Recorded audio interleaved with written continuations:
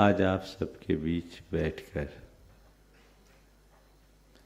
मुझे अतीव प्रसन्नता की अनुभूति हो रही है, क्योंकि आप सबके भीतर मुझे देश के भविष्य के निर्माता का दर्शन हो रहा है।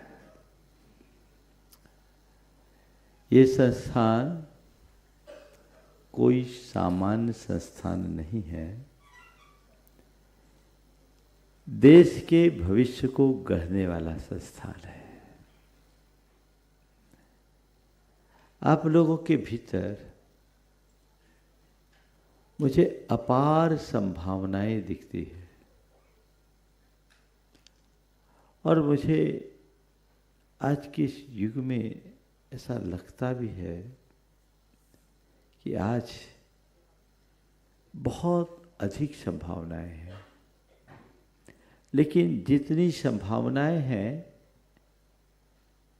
उसी अनुपात से हमारे सामने ढेर सारी चुनौतियां भी है। अपेक्षा अपने भीतर छिपी हुई संभावनाओं को उद्घाटित करने की और इन चुनौतियों का सामना कर उसे उपलब्धियों में परिवर्तित करने की। वर्तमान युग तकनीकी का युग है, टेक्नोलॉजी का युग है। अभी जैसा कहा गया कि 30-40 साल पहले विज्ञान की बात की जाती थी, अब हम विज्ञान के साथ टेक्नोलॉजी की बात करने लगे हैं। और टेक्नोलॉजी ने हमारे जीवन को अगर कहा जाए तो ढेर सारी सुविधाओं से भर दिया। आज एक क्लिक में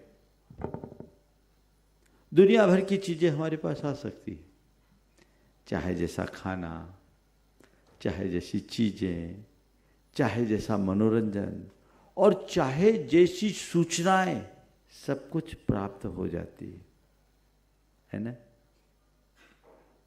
ये आज की तकनीक का कमाल है। एक छोटे से मोबाइल में सारा संसार सिमट गया। एक जमाने में कहावत थी, दिल्ली दूर है, अब तो लगता है दुनिया ही आपके जेब में आ गई। ये आज की तकनीक का कमाल है। लेकिन जब हम इनमें गहराई से विचार करते हैं तो लगता है कि तकनीकी रूप से हम जितने अधिक समर्थ हुए हैं, आंतरिक रूप से कहीं उतने ही कमजोर होते जा रहे हैं। आपकी मोबाइल की मेमोरी फुल है,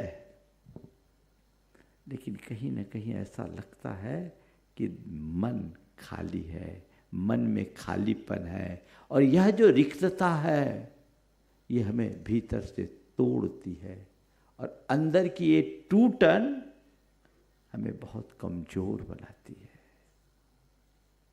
आज के इस दौर में जब हम देखते हैं तो पाते हैं कि मनुष्य ने अपने आप को बाहर से बहुत समर्थ बना दिया। आप अपने भौतिक चमक को बढ़ाने के लिए ढेर प्रकार के संसाधनों का प्रयोग भी करते हैं। एक तरफ ब्यूटी पार्लर है, दूसरी तरफ जिम है, लेकिन आंतरिक उधर क्या है, उसकी तरफ क्या है?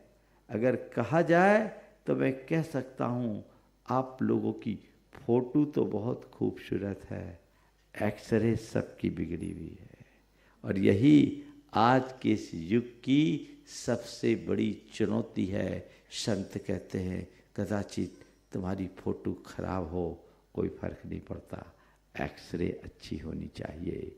और फोटो चाहे कितनी खिली हो, एक्सरे बिगड़ी है तो जीवन तहस नहस होगा। मनुष्य बाह्य जीवन में बाह्य रूप से चाहे जितना भी समर्थ क्यों ना हो जाए, जब तक वह भीतर से मजबूत नहीं होगा, वो सच्चे अर्थों में अपने जीवन का लाभ नहीं ले सकता।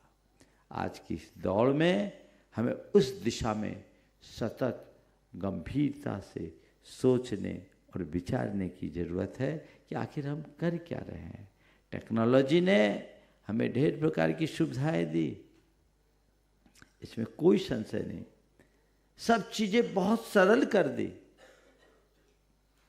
अब हमारे लिए कोई चीज़ कहीं कठिनाई नहीं देती, लेकिन हम जो देख रहे हैं सुविधाएं बढ़ी है, शांति घटी है। मैं आपसे एक सवाल पूछता हूँ, आज जब तक 4G और 5G नहीं था, इंटरनेट और मीडिया का इतना प्रभाव नहीं था, निश्चित तब हम इतने साधन समर्थ नहीं थे, ये सच है।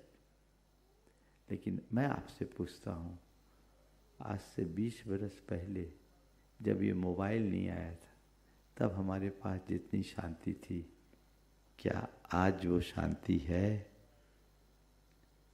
क्या उत्तर है? हाँ, नहीं है ना। तो कहीं ना कहीं हम कुछ खो रहे हैं। आज के इस दौर में सुविधा बढ़ी है, शांति घटी है, संपर्क बढ़ा है, संबंध मिटे। हमारा संपर्क तो इतना है कि सारे संसार से कनेक्टिविटी,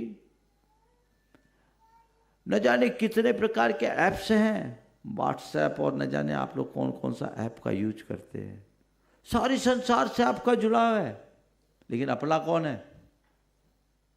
बोलिए, है? हर आदमी अकेला है। आप व्हाट्सएप के 100 ग्रुप होंगे आपके पास, लेकिन सोते समय कभी लगता है कि मेरा कोई सच्चा मित्र है? संपर्क बढ़ा, संबंध मिटा, केवल सतही बातें हमारे साथ जुड़ी हुई है। और आज हमारे पास सूचनाएं बहुत है। सूचनाएं तो इतनी है कि पूछो मत, एक के बाद एक, एक के बाद एक के बाद एक। जब से कृत्रिम बुद्धिमत्ता आ गई, आर्टिफिशियल इंटेलिजेंस, उसने तो और बड़ा धमाल मचा दिया, लेकिन समझ कहाँ है? आप विचार कीजिए, प्रतिदिन आप 100 वीडियो देखते होंगे, 50 आर्टिकल पढ़ते होंगे, लेकिन रात सोते समय क्या लगता है? कुछ याद रहता है क्या? बोलो। इतना सब कुछ आपने देखा, इतना सब कुछ आपने पढ़ा, इतना सब कुछ आपने सुना, याद कितना?